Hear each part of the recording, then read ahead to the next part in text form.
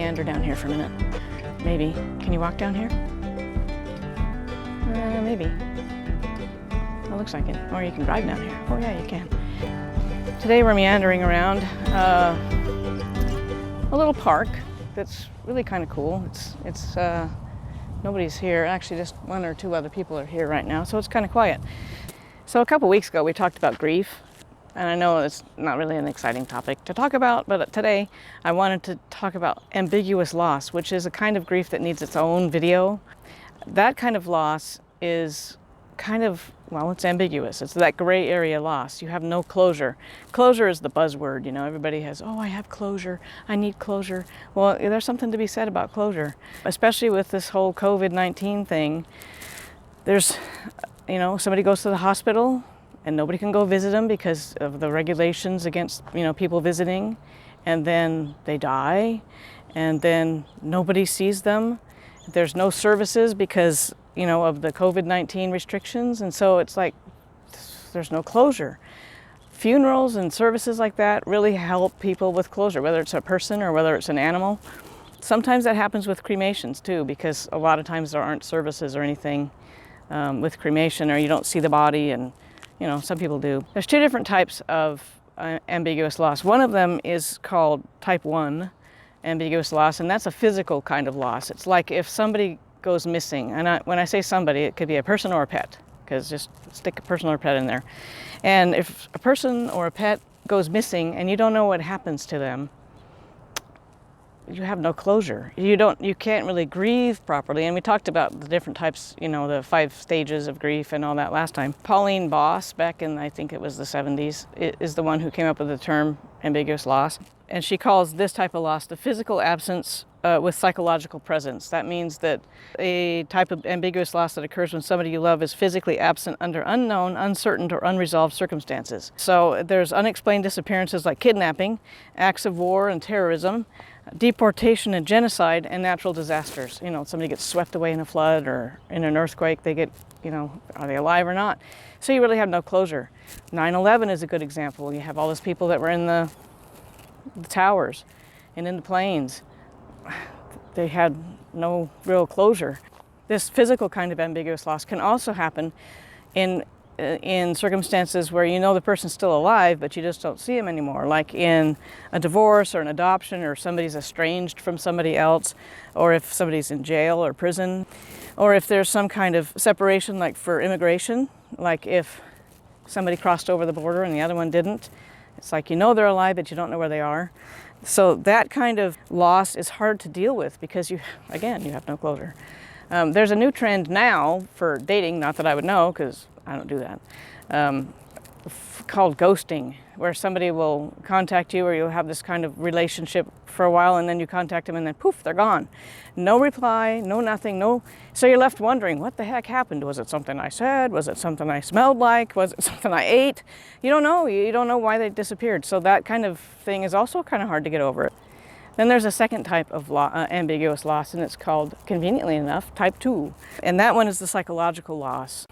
That's like when their body is still present, but their mind isn't. Like with Alzheimer's or some kind of traumatic brain injury where they are still coherent, but they're just not quite the way you remember them. That can also happen with drug addiction, alcoholism, some kinds of mental illnesses like chronic depression and things like that, where the person is just not the person that you remember.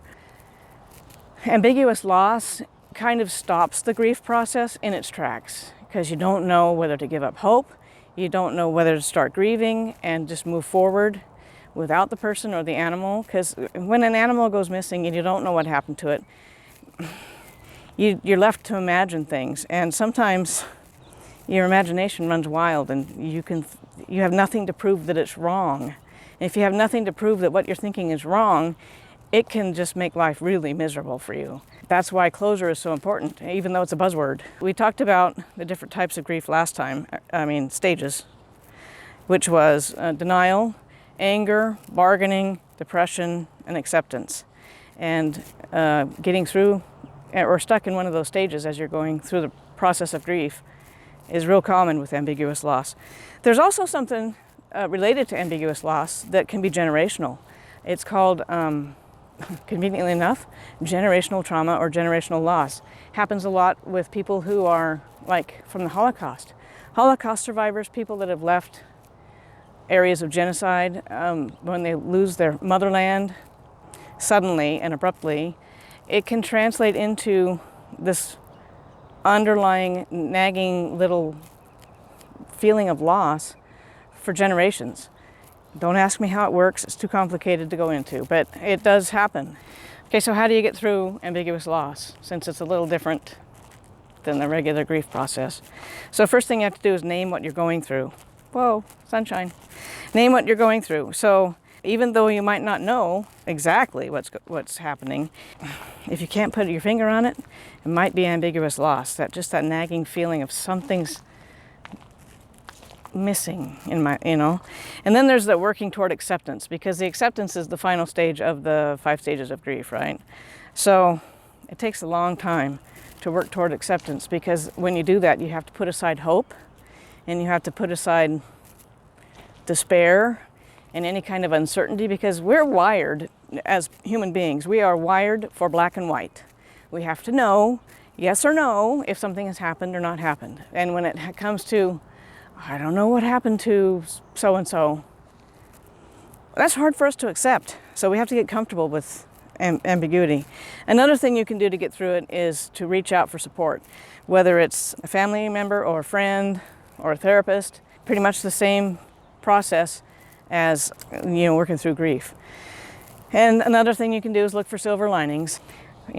Sometimes through these experiences you can make new friends who might be going through similar things, like in a support group or something like that. And then sometimes people who have this kind of thing create foundations and causes and think of all of the little missing kids whose parents have gone ahead and created foundations to help find other missing kids, even if they never find theirs. Things like that. I mean, that's not like a checklist of things you have to do to get through something like this, but sometimes putting your efforts into something like that is helpful. One of the other things you can do is be kind to yourself, and I think that counts for anything, but especially when you're going through some kind of loss, especially one that you can't put your finger on. When you're struggling with your emotions, ask for help. It's not a sign of weakness to ask for help. A lot of people think they can do these things on their own, and sometimes they're right, but a lot of times they're not. And a lot of times it's just easier to have someone help you, and they don't have to physically do anything, but sometimes just listening is enough. And I know I mentioned that before in another video about if you're going to be a support person for somebody, be a support person for them the whole time. Don't just flame out on them after 2 weeks and say, well, you're on your own. That doesn't work. That's not a support person. So if you're interested in learning more about ambiguous loss, go to the Cleveland Clinic website, because they have a good section on ambiguous loss and grief in general. Sometimes it's just stuff you don't have closure for, whether it's, and it doesn't have to be dramatic, like a kidnapping or a lost person in the war or a lost pet. It can just be something you didn't have closure. Sometimes it happens when you didn't get to say goodbye to a pet or to a person, like when you know that they're dying or dead or whatever, but you didn't get to say goodbye. A lot of times that can cause some ambiguous loss because you had no closure. So I know ambiguous loss wasn't the most exciting topic, but it's one of those lesser known things that is surprisingly common. A lot of people don't even know it exists, but they feel that sense of loss and they don't quite know why. So if you want to know more about ambiguous loss, check out like the Cleveland Clinic website. I think it's clevelandclinic.org or something like that. And Pauline Boss is the one who came up with the term ambiguous loss. So if you look her up, boss, like he's my boss, kind of boss, you can learn more about it from her, from her books and her websites. So thanks for hanging out with me today. I'm sure I'll be back with some other topic of some sort or another meander, you don't know which. So you better hang out with me again, and I will talk to you later.